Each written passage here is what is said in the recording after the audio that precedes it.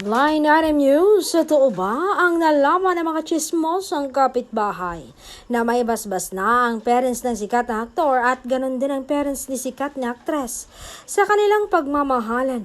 Ang chika pa nga ay napagkasundoan na daw ng dalawang pamilya na magkasintahang showbiz couple na ikakasal na sila sa lalong madaling panahon at gusto rin ito na magkasintahan upang maitalin na raw sila sa isa't isa kahit sino na daw ang ipareha sa kanila upang may panghahawakan sila na sila'y kasal na parang ika'y akin, ako'y sa'yo.